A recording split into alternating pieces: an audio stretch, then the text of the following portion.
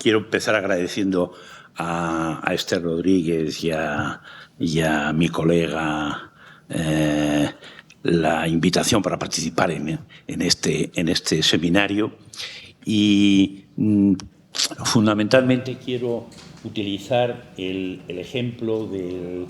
Ahora es cuando se ha apagado, yo creo. Ahora sí. Utilizar el ejemplo de un proyecto que llevamos conduciendo desde hace tiempo en la provincia de Ávila, concretamente en el Valle Amblés, pero sobre todo lo que quería es de alguna manera reflexionar también, sobre todo después de escuchar las magníficas palabras del último interveniente, de Agustín Azcárate, de llamar la atención sobre que lo importante es crear conocimiento histórico, que lo importante es la gente y que esos objetivos en gran medida los vemos, lo voy a decir drásticamente, obstaculizados por algunas administraciones con visiones interesadas en algunos casos, dejatorias en otros, y realmente, como decía Agustín Azcárate, este es el mundo que tenemos y el que vamos a tener que afrontar de una manera u otra, nos guste o no nos guste. Esta es la primera imagen que suelo poner muchas veces, casi todos los años, a mis estudiantes, tomada de la definición de Clive Gamble. La arqueología es el estudio del pasado a través de los restos materiales y trata básicamente de tres cosas: la basura del pasado, los paisajes donde se arrojó y lo que hacemos con todo ello. Y los paisajes tradicionalmente han sido excluidos. Nos hemos centrado más en los cubos de basura, pero no en los paisajes donde están esos cubos de basura. Y, por supuesto, la expresión «lo que hacemos con todo ello» incluye, por supuesto, también a la gente.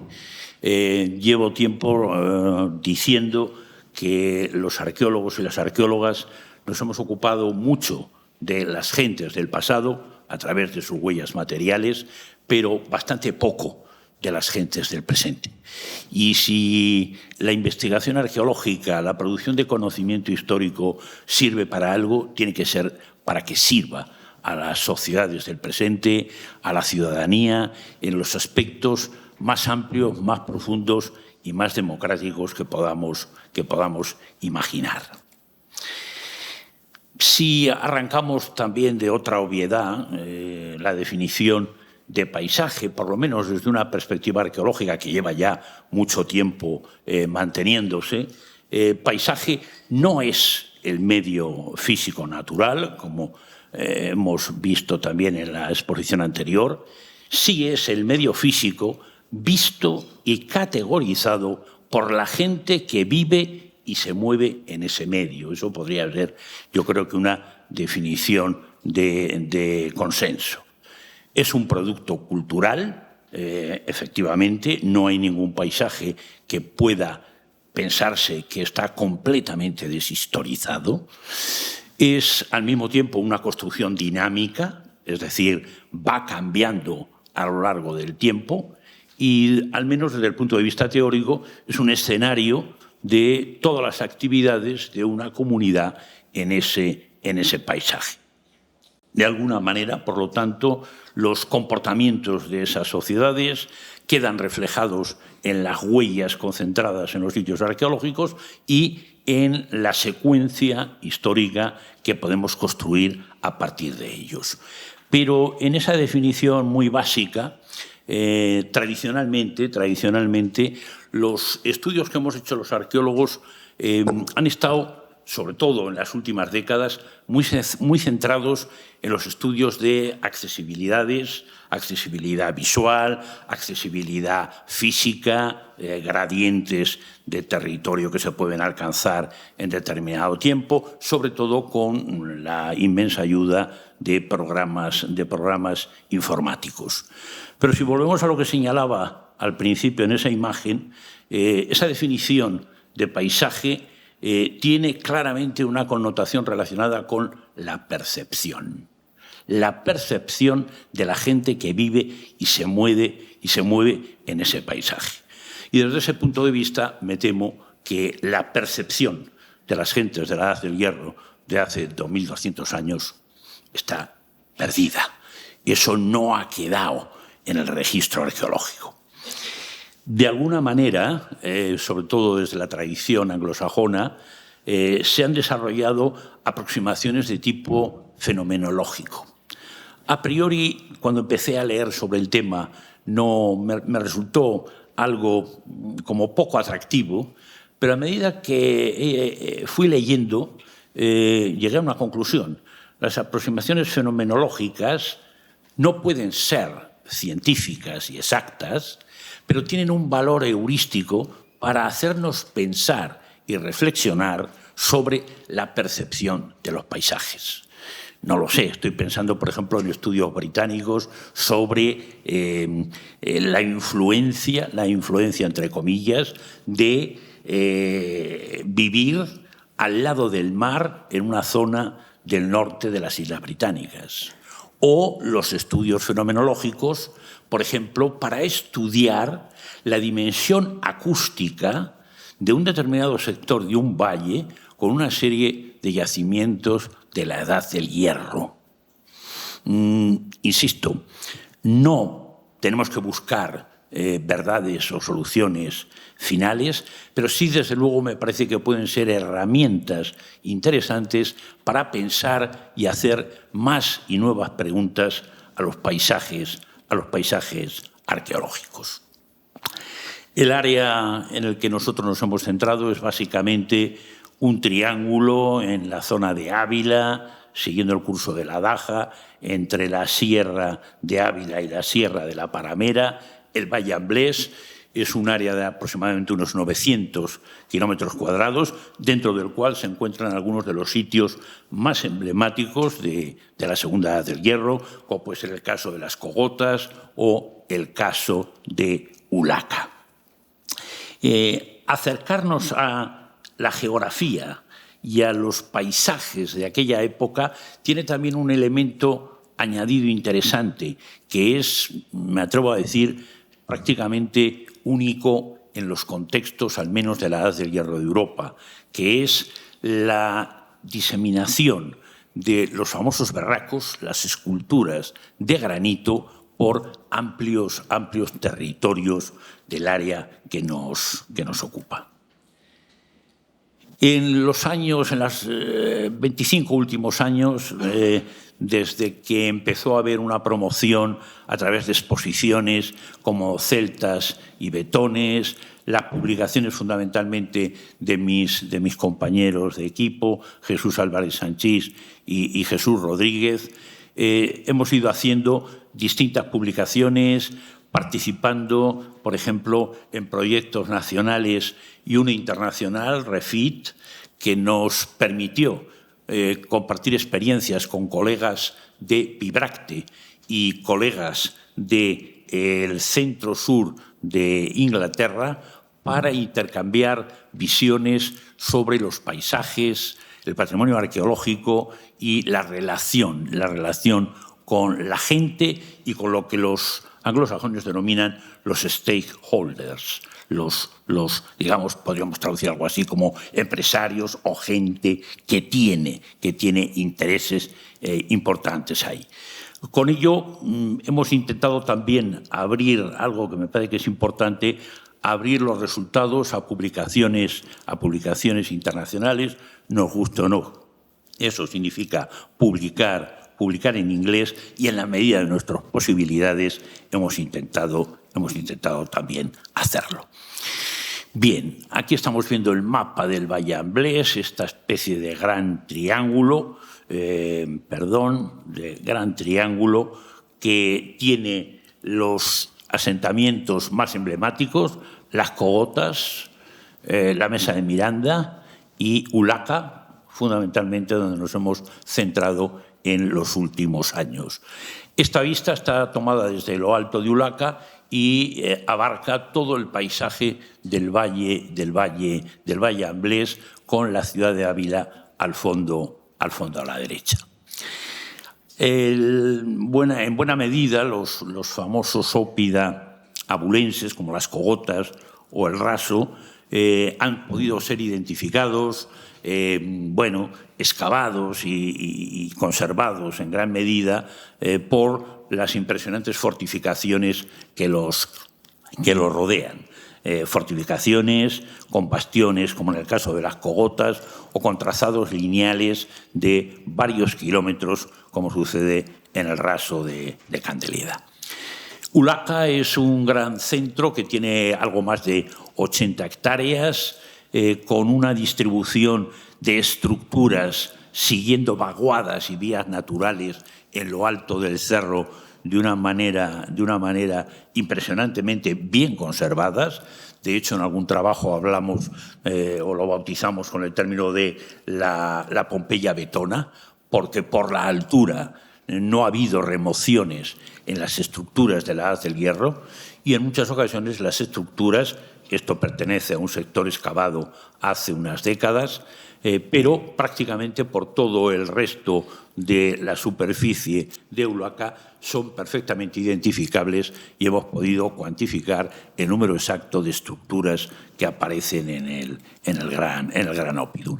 Para tener una idea, ese es la planta de Ulaca sin los sectores añadidos en la zona del noreste, comparada con la ciudad de Ávila, con la ciudad de Ávila amurallada. El sitio tiene sitios emblemáticos que se conocen desde principios del siglo XX. Probablemente el más emblemático sea el santuario excavado en granito, con el altar con escaleras, que está, según ha habido estudios astronómicos, orientado al pico más alto del fondo de la sierra, y que lamentablemente todavía seguimos manejando en muchas ocasiones dibujos no del todo exactos, antiguos, como el que estoy mostrando en esa imagen. La idea de sacrificios rituales que conectan con lo que sabemos, por ejemplo, a través de las inscripciones de monumentos como el de Panoias en Portugal, ha desencadenado la producción de imágenes. Nosotros somos responsables incluso de esta perpetración. La importancia de Ulaca es que mira completamente hacia el valle, es decir, controla todas las tierras de cultivo que se encuentran hacia el norte, mientras que por el flanco meridional está absolutamente defendida y cerrada por la serranía. En otras palabras, es un sitio que controla visualmente, que tiene acceso a tierras de producción agrícola y que al mismo tiempo tiene áreas claramente relacionadas con vocación pastoril, ganadera, que sigue siendo la riqueza más importante de la zona actualmente. Como decía, un caso especial de un territorio de la Segunda Edad del Hierro en Europa es en general, toda la zona, digamos, centro-occidental, donde se distribuyen las esculturas de Berracos, más de 400 esculturas, un número muy importante concentrado en el Valle Amblés. Simplemente si se mira este mapa se puede observar que hay concentraciones específicas, es decir, los berracos aparecen en ciertas áreas, presumiblemente pensamos que relacionadas con las mejores expectativas ganaderas, tienen tamaños importantes o considerables. Este es el berraco más grande que conocemos por ahora de Villanueva del Campillo. Es una escultura que tiene 2,5 metros de altura y más de 2 metros de largo, y que desgraciadamente tendremos que utilizar también como un ejemplo de lo que no se debe hacer para producir conocimiento histórico. Tuvimos conocimiento de la aparición de las 2 piezas, la grande y otra pequeña, al lado del pueblo de Villanueva del Campillo. Nos empeñamos en una lucha feroz para conseguir que los hallazgos se produjeron a 300 metros del pueblo, que se mantuvieran in situ las esculturas para sencillamente asegurar el lugar de aparición, puesto que desde luego el Barraco Grande no fue movido en ningún momento de esa ubicación. Bueno, pues como veremos, desgraciadamente, las dos esculturas acabaron decorando un podio en la plaza central del pueblo, totalmente desvinculadas del contexto originario de la aparición de esas esculturas. Normalmente, históricamente, ha sido imposible, en muchos casos, asegurar los lugares de ubicación y de procedencia, pero en este caso teníamos esa posibilidad. Y la posibilidad de entender, como se señalaba en alguna intervención anterior, que esas piezas tienen un contexto arqueológico. Lo que sucede es que ese contexto arqueológico no hay que buscarlo asociado a estructuras de habitación, a restos materiales, etcétera, sino que tienen un significado en el contexto geográfico en el que se encuentran. Así, hace ya más de 25 años, animé a Jesús Álvarez Sanchís a que hiciera su tesis sobre los betones en este sector occidental de la meseta, y lo primero que empezó a descubrir es que cuando se manejaba un grupo, un elenco de hallazgos que podíamos garantizar o reconocer razonablemente su posición original, en radios de apenas 500 metros alrededor de las esculturas, lo que sucedía es que la mayor parte de los casos tenían a su alrededor entornos de suelos y de tierras de pastos. La explicación tradicional hasta entonces era que eran sencillamente símbolos de riqueza colocados por los betones a las entradas de las puertas de los castros, o que incluso alguno había sido producido en época romana. Obviamente una reutilización de algunas piezas pocas que fueron reutilizadas como cupae en enterramientos. La realidad, como veremos, es que cuando la mayoría de las piezas se colocan en su significado, sencillamente la interpretación tradicional se cae.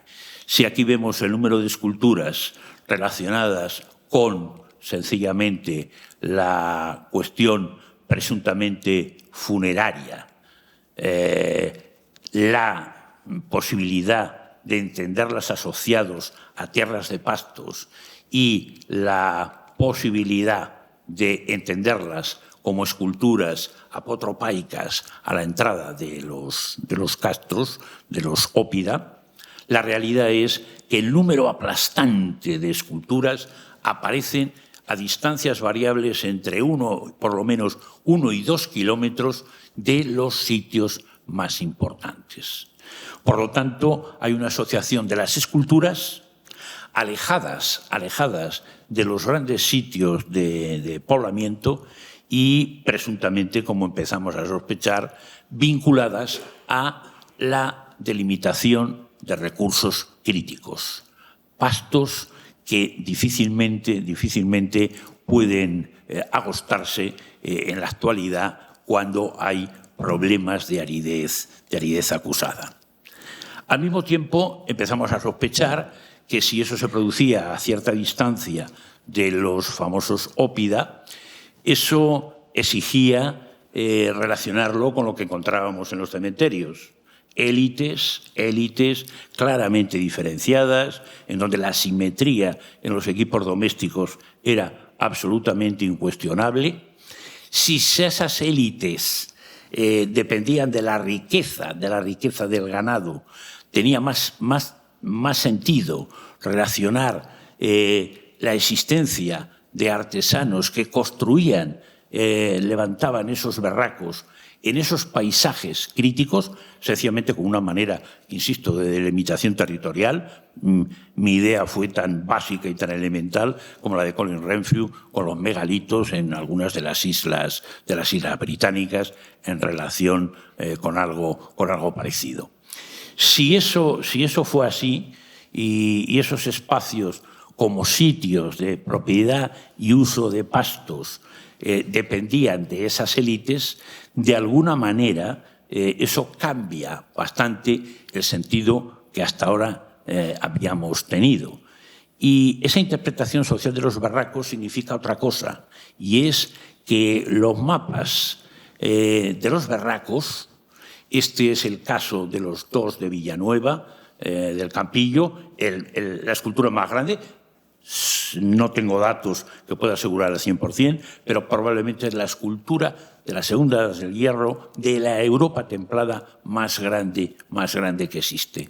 Se encuentra en el punto de entrada de acceso al Valle Amblés, en un punto prominente del paisaje.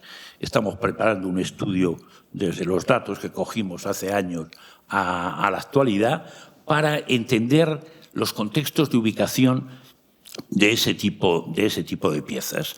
Y esos contextos, insisto, permiten relacionarlo con esa delimitación de recursos críticos. ¿Qué nos falta y no hemos sido capaces de obtener recursos?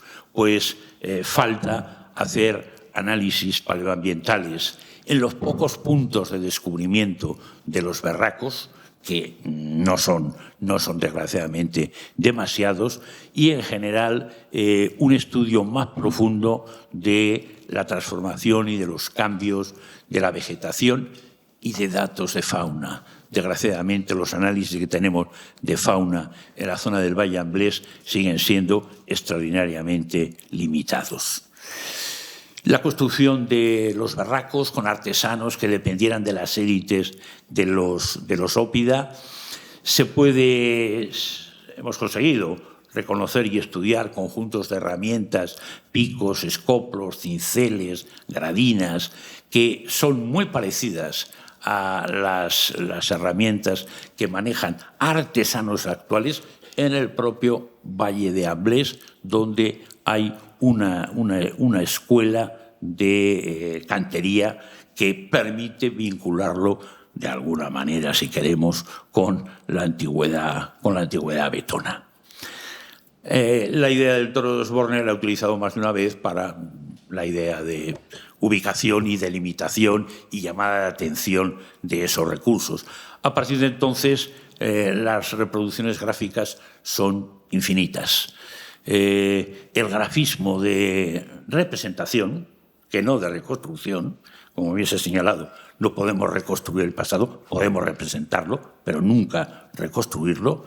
Estas imágenes o estas ilustraciones tienen un gran valor, vamos a ver, porque encapsulan ideas y teoría, como he dicho en muchas ocasiones, y la transmiten muy eficazmente. El problema es que si las ilustraciones son malas, el dictum de una imagen vale más que 1000 palabras cambia a lo contrario. Una imagen puede confundir más que 1000 palabras. De ahí la importancia que tiene todo lo relacionado con la ilustración y las representaciones de interpretación arqueológica a la que hemos prestado bastante poca atención. En el caso de Ulaca, con datos de análisis de fauna, con proporciones de especies por edades, estudios de corte, hemos podido, digamos, relacionar toda esa actividad con la fauna de Ulaca, con los barracos, que se encuentran también cerca de Ulaca, y con una especie de interpretación o de esquema que relaciona sencillamente el ganado con la riqueza, banquetes, sacrificio y simbolismo que hemos intentado desarrollar en varios trabajos recientes. Este es uno de los resultados interesantes en la medida en que resulta que los restos de bóvidos son los más numerosos, mientras que los de cerdo lo son mucho más escasos, y es muy significativo, sencillamente, que las representaciones de bóvidos del entorno de Ulaca representan más del 80% de las piezas, mientras que los cerdos son muy pocos. Podríamos deducir a partir de ahí que los tipos de barracos están traduciendo los tipos de ganadería, por lo menos, o la importancia de las especies, por lo menos es una hipótesis de la que tenemos para tirar.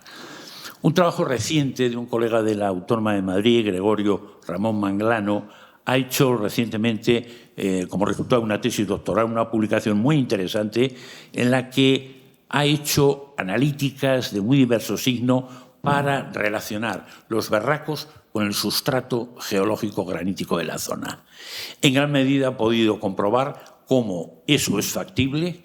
En la inmensa mayoría de los casos, la zona de obtención de materia prima es muy próxima o muy cercana, pero hay algún caso también interesante en donde documenta que algunas piezas se encuentran alejadas de la zona más próxima de obtención de granito, lo que por lo tanto nos plantea la cuestión de si se trasladaron algunos bloques o incluso si se pudieron trasladar algunos barracos una vez ya elaborados.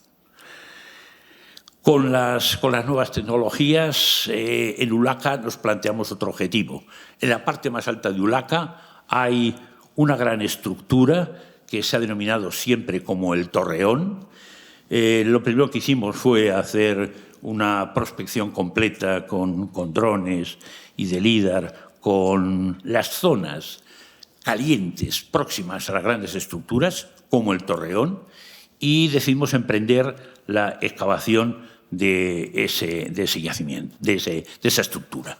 Aquí tenemos una vista relativamente reciente del Torreón. Es un gran edificio de más de 12 metros por 8 de dimensiones, absolutamente distinto a lo que se encuentra en el resto del sitio, que, como vemos, en esa imagen, domina completamente toda la zona del Valle Amblés hasta la zona de Ávila.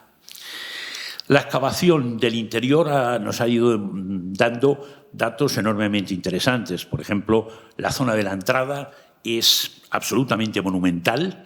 Hemos localizado dos quicialeras colocadas arriba y abajo que enfatizan la importancia que debió tener la puerta de cierre. Hay Castros Hillforce en Reino Unido que están empezando a estudiar las quicialeras para estudiar los sistemas de cierre. En este caso, pensamos que presuntamente por la importancia que tenía el interior de ese edificio singular. Hemos localizado también en excavaciones recientes una escalera maciza que daba acceso a un primer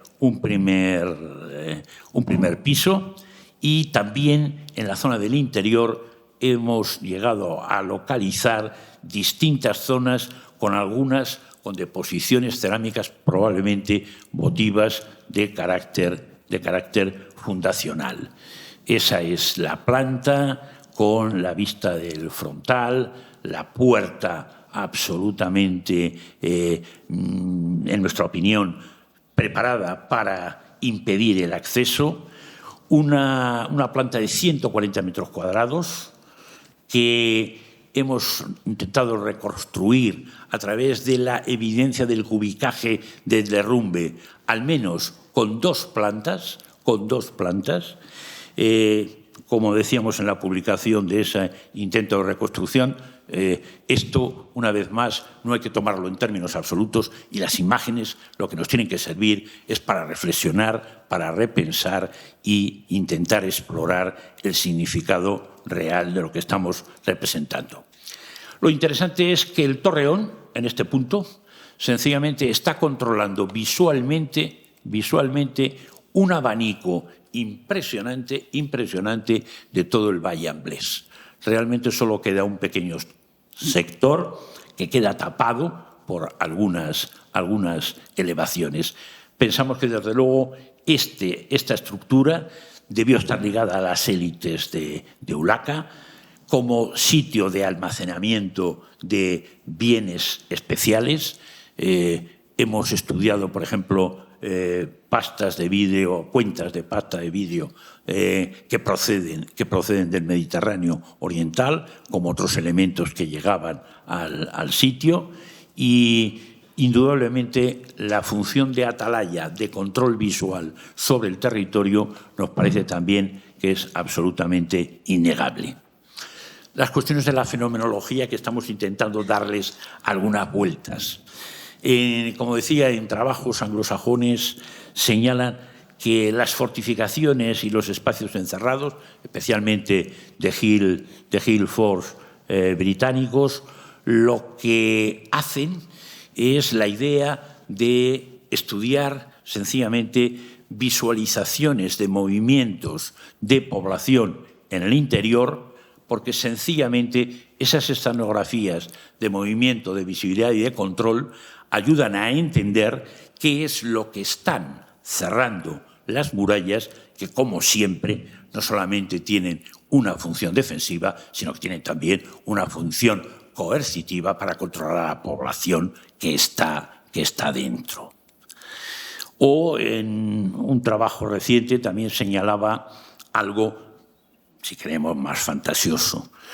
La cuestión de cómo los elementos de adorno, por ejemplo, las fíbulas, que parecen un elemento distintivo y con funciones de identidad grupal, de identidad incluso quizás hasta individual, ¿qué posibilidades había para identificar a un individuo según a qué distancia, relacionándolo con lo de la movilidad alrededor? Es decir, esos elementos indudablemente eran elementos para reconocer a las personas. Bueno, ¿a qué distancia funciona eso? Estuve leyendo hasta estudios japoneses de reconocimiento facial en el metro de Tokio para saber cuestiones de distancias de reconocimiento, y de lo que no cabe duda es que esos elementos de vestimenta formaban parte de la identidad de los individuos y que tenían significado para la propia comunidad, para las comunidades vecinas y para las poblaciones o las comunidades extranjeras. Los pobres berracos de Villanueva del Campiño, colocados en mitad de la plaza del pueblo, arrancados de su contexto original, sin posibilidad de documentación. Las administraciones locales muchas veces hacen cosas estupendas, y hemos visto esta mañana también algunos ejemplos, pero en otros casos el problema no es de las administraciones locales, sino de las autonómicas. En el caso de Castilla y León, el empeño de levantar aulas de interpretación prácticamente en los pueblos, según de qué signo político, significa que las aulas de presentación o de interpretación se parecían como dos gotas de agua. Si uno abre un centro de interpretación en la Mesa de Miranda, un pueblecito con poco más de 100 habitantes, las posibilidades de acceso, de mantenimiento. La última vez que lo visité estuve tentado de proponerlo como un estudio de la ruina sobre la representación de ruinas, el propio centro. Y también los elementos de identidad. Bueno, ahí vemos al señor Feijóo, líder de la oposición, recibiendo un berraco de bronce simbólicamente, mientras, y tampoco tengo pelos en la lengua, en la administración actual de Castilla y León, la consejería sigue en manos del representante anterior de Vox, que ha aprobado una ley de patrimonio autonómica que lo mejor que se me ocurre decir es que pone los pelos de punta. El problema es que las administraciones tienen bajo ellos también una red de gente que no tiene posibilidad de ser completamente libre, y el profesor Manolo Rojo de la Universidad de Valladolid, y yo le seguí, planteamos hacer una reunión para debatir y demás. De momento lo hemos tenido que posponer y no sé hasta qué fecha durará. En cambio, si falla la representación adecuada de los restos in situ, la identidad a través de las imágenes, en donde los berracos se identifican, como hemos visto también anteriormente, con cuestiones, entidades e instituciones locales, es numerosa. Si comparamos el seguimiento que se ha hecho de los últimos 20 años de los visitantes tampoco es para tirar muchos cohetes. El caso del Raso, que era el más importante, ha caído profundamente, y los visitantes de Ulaca, la Mesa de Miranda o las Cogotas apenas son unos pocos miles anuales.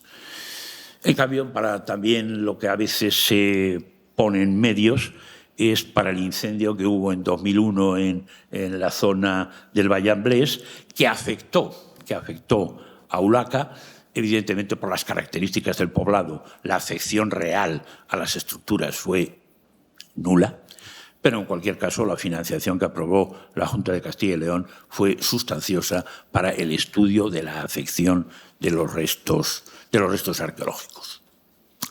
La cuestión en la que vivimos también, y que se ha señalado, de lo que es real y lo que es virtual. Lo virtual nos ayuda mucho, no cabe duda, pero llega un momento en que tuneando esta viñeta del roto, me parece que a veces llegamos a confundir el valor del patrimonio arqueológico real con la pretensión de que todo tenga que ser de alguna manera virtual.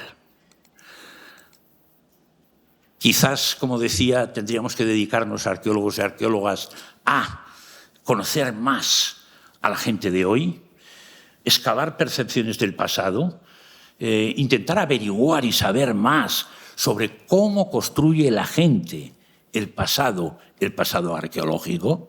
Quizás tendríamos que realizar encuestas, sistemas regulares de visitantes, para intentar descubrir cuál es la matriz de Harris de cómo la gente ha ido acumulando documentos y materiales para construir su propia percepción del pasado. A partir de ahí quizá tendríamos mejores condiciones para poder avanzar con más seguridad.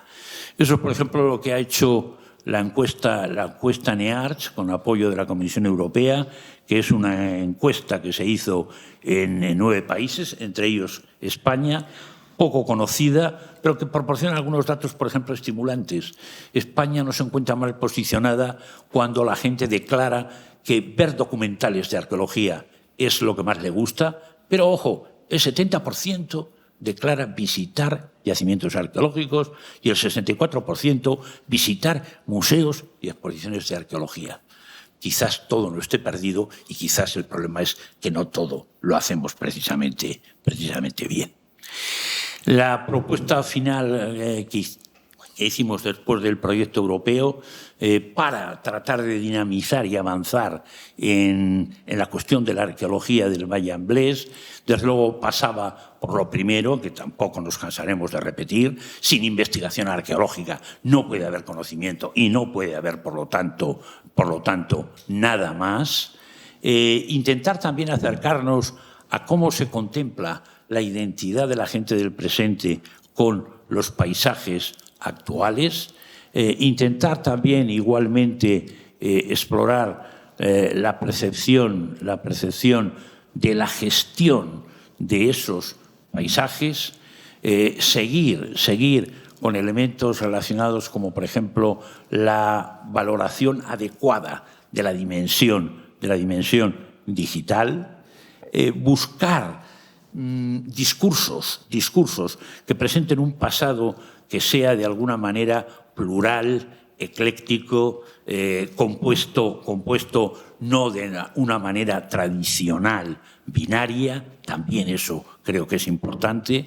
Indudablemente el valor de los restos de reconstrucción, en algunos casos hay que cuidarlos, porque las reconstrucciones pueden ser también muy equívocas. Los centros de interpretación y museos son indudablemente otro puntal. Las cuestiones de grupos de reenactment hay que tener cuidado, porque enseguida se puede perder el control arqueológico, y cuando se pierde el control arqueológico derivan en cosas que no tienen nada que ver con la idea original de los grupos de representación o de reconstrucción histórica.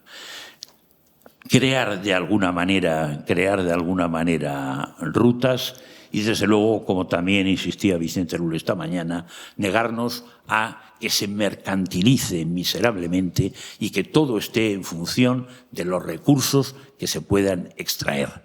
El principio tradicional de que la arqueología sirve para dinamizar económicamente áreas, a priori yo siempre lo he mirado con absoluta desconfianza. Eso puede pasar en el caso de Stonehenge, en donde la inversión es prácticamente cero y la afluencia de visitantes es inmensa. En fin, concluyo. En el momento en que vivimos, ciertamente tenemos muchas cosas sobre las que replantearnos y recuestionarnos. La cuestión de las identidades, que también nos ha agobiado durante todos estos años, no va a cesar. Y quizás, una vez más, con Viñetas del Roto, bueno, pues habría que tener cuidado, porque quizás lo que toda esa parafernalia pseudohistórica y pseudoarqueológica persigue es evitar que la gente, que hagamos que la gente sea capaz de pensar históricamente. Enseñar a pensar históricamente es lo que debería ser una de nuestras tareas centrales. Muchas gracias.